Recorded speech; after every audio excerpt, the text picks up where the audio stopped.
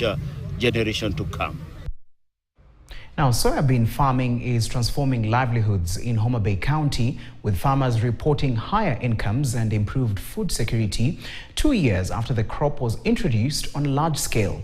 So far, about 6,000 young people are involved in commercial production, creating new market opportunities while promoting sustainable agriculture. As harvests increase and farmers secure buyers, soybean farming is emerging as a model for youth-led agribusiness and rural economic empowerment.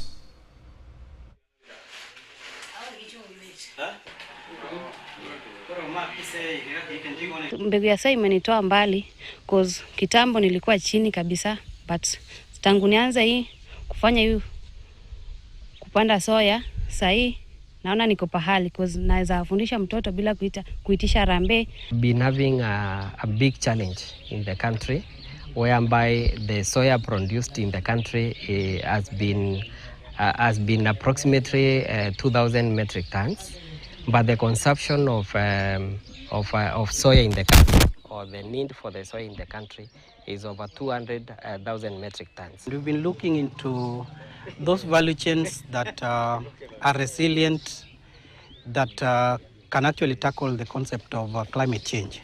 And one of those value chains that we identified is soya.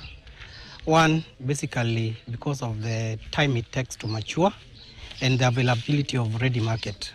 We identified it as one of our priority value chains. Now, farmers in Narok are demanding